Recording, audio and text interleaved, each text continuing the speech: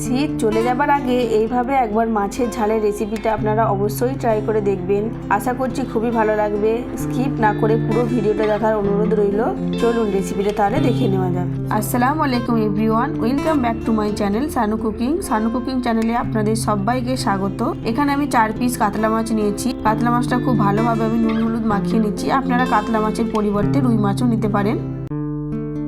খুব ভালোভাবে আমি নুন হলুদ মাখিয়ে মাছটা রেখে দেবো সাইডে 15 মিনিটের মতো। এবার আমি একটা মশলা রেডি করে নিচ্ছি।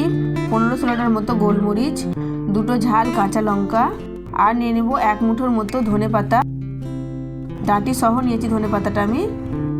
আর নিলাম আমি আদা রসুনের পেস্ট 1/2 চামচের মতো। আমার আদা রসুনের পেস্টটা করা ছিল, সেজন্য আমি আদা রসুনের পেস্ট দিলাম।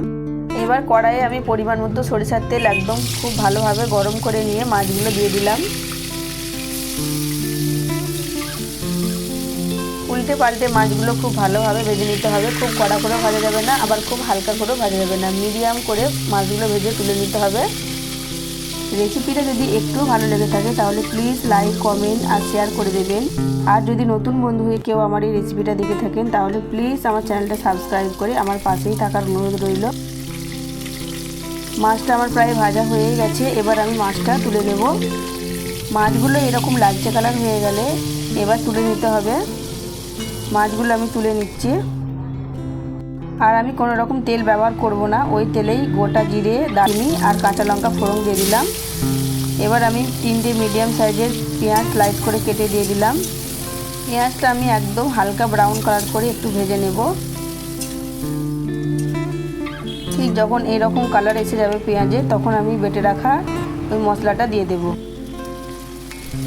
এই রান্নায় এই ধনেপাতার ফ্লেভারটাই খুব সুন্দর লাগে। দিয়ে খুব ভালোভাবে মশলাটা আমি কষিয়ে নেব। মশলাটা খুব ভালোভাবে যখন কষানো হয়ে যাবে, চারি সাইডে যখন তেল ছেড়ে আসবে, তখন আমি এবার মশলাগুলো এক এক করে দিয়ে দেবো। দেখুন কালারটাও চেঞ্জ হয়ে গেছে। এবার আমি দিয়ে দিলাম একটু ধনিয়ার গুঁড়ো, একটু জিরের গুঁড়ো, আর দিলাম অল্প একটু হলুদের গুঁড়ো। দিয়ে আবারও মশলাটা খুব ভালোভাবে কষিয়ে নেব। প্রত্যেকটা রান্নাতেই কিন্তু মশলা কষানোর কাছে এই মশলার টেস্ট এবং ফ্লেভার দুটোই খুব সুন্দর হয়। তাই মশলাটা আমি খুব ভালোভাবে কষিয়ে নিচ্ছি। তেল ছেড়ে আসা পর্যন্ত মশলাটা আবারও খুব ভালোভাবে আমি কষিয়ে নেব। কষানো হয়ে গেছে। এবার আমি এখানে 4 চামচের মতো টক দই ফাটিয়ে দিয়ে দিলাম। অল্প একটু পানিও অ্যাড করলাম। যখন আমি টক দইটা দিয়েছিলাম তখন কিন্তু আমি গ্যাসের ফ্লেমটা স্লো রেখেছিলাম। দিয়ে এভাবে খুব ভালোভাবে নাড়াচাড়া করে নিচ্ছি। শীত ছাড়াও আপনারা এই রেসিপিটা বানাতে পারেন, কিন্তু শীতের ধনিয়া পাতার টেস্টটাই আলাদা হয়।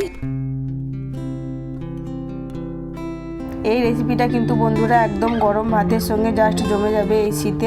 এবার আমি স্বাদ অনুযায়ী লবণ অ্যাড করলাম। দিয়ে আবারও খুব ভালোভাবে মশলাটা আমি কষিয়ে নিলাম। মশলাটা প্রায় কষানো হয়েই গেছে। এবার আমি মাছগুলো অ্যাড করে দিলাম। মাছগুলো দিয়ে আমি একটু কষিয়ে নেব হালকা।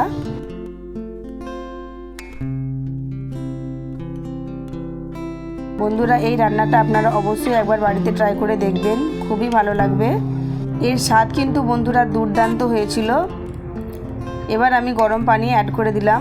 অবশ্যই গরম পানিটা দেওয়ারই চেষ্টা করবেন। গরম পানিতে রান্নার টেস্ট খুব সুন্দর হয়। দিয়ে খুব ভালোভাবে আমি ফুটিয়ে নেব। ফুটে উঠেছে। এইভাবে আমি 5 মিনিট ফুটিয়ে নেব। 5 মিনিট ফুটে যাওয়ার পর দেখুন অল্প একটু আমি চিনি অ্যাড করে দিলাম, একদম অল্প। চিনিটা আপনারা দিতেও পারেন, নাও পারেন। চিনি দিলে রান্নার স্বাদের ব্যালেন্সটা ঠিকঠাক থাকে। দেখুন রান্নাটা কত সুন্দর দেখতে হয়েছে। রান্নাটা আমার কমপ্লিট হয়ে গেল। এবার আমি একটা প্লেটে উঠিয়ে নিচ্ছি। আজকের রেসিপিটা আপনাদের কাছে কেমন লাগলো প্লিজ কমেন্টে এসে জানাবেন। যদি ভালো লাগে প্লিজ সাবস্ক্রাইব করে দেবেন আমার চ্যানেলটা। আজ তাহলে আসি বন্ধুরা, ফিরে আসবো নতুন একটা ভিডিও নিয়ে। ততক্ষণ সবাই ভালো থাকবেন, সুস্থ থাকবেন আর সবাইকে ভালো রাখার চেষ্টা করবেন। আল্লাহ হাফিজ।